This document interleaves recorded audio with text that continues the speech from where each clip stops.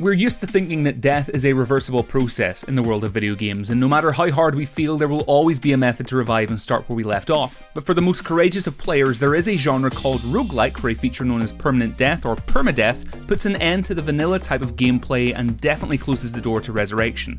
In today's video, we're going to face the cruel reality and explore 10 of the best games where dying actually means dying. A game that became a cult hit upon its release, Faster Than Light, is an unpredictable roguelike title where any member of your crew is expendable, and if you happen to get your entire ship destroyed, you'll have to start the game all over again right from the start. As with the majority of other roguelike games, FTL shows no mercy to its players, and if you die, then there's not much you can do, the idea of reloading being totally unfamiliar to this genre.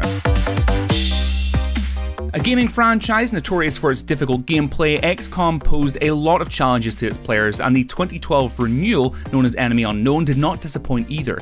If a vital member of your anti-alien squad got lost along the way and happened to end up in the clutches of your enemy, you simply had to replace him with some other fresh rookie. In XCOM, you don't get the chance to spend one of your multiple lives if you fail. Your characters just simply, well, permanently and horrifically die.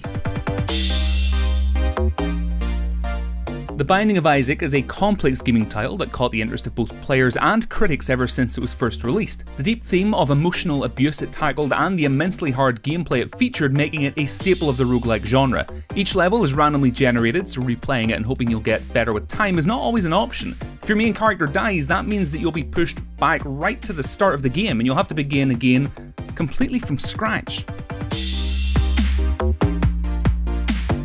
You simply cannot make a list of games where dying actually means something and not include the parent of the roguelike genre, namely the 1980s cult classic Rogue. This was the first game bold enough to break the illusion of immortality in video gaming and to make its players fear for their lives every time they made a wrong move. Even though so much time has passed, Rogue still maintains its charmingly tough gameplay right to this day. Fire Emblem was met with a huge deal of enthusiasm on the Western market, usually being associated with the Game Boy Advance. But as loved as this game may be by an impressive number of players, it also showcases some cruel game mechanics. A fallen character being totally gone and never appearing again during the gameplay, no matter what you do. This situation becomes especially frustrating after you struggle for several hours to train your character and then you permanently lose it. A survival-oriented game, Don't Starve, quickly rose to fame thanks to its one-of-a-kind design and multifaceted gameplay, and even though you might have some in-game options that will save you from certain death, once all of these are exhausted, all you can do is prepare to get back to square one. And along the way, you'll have to be extra careful of your character's needs like sanity, hunger, health, which, if not looked after properly, can be potential causes of permanent death.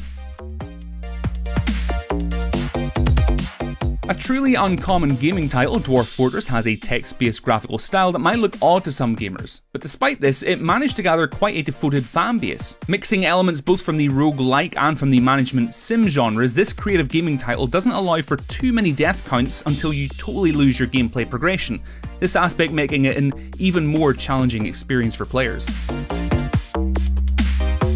Receiver features an unordered storytelling and randomized levels, equipping the player with nothing but a handgun and an audio cassette player in the quest to discover the secrets of the Mind Kill building, while trying to survive the attacks from automated turrets and shock drones, of course. This randomly generated shooter is as real as it gets in terms of gun mechanics, making the handling feel as natural as possible, and precisely like in reality, it also includes the permadeath feature.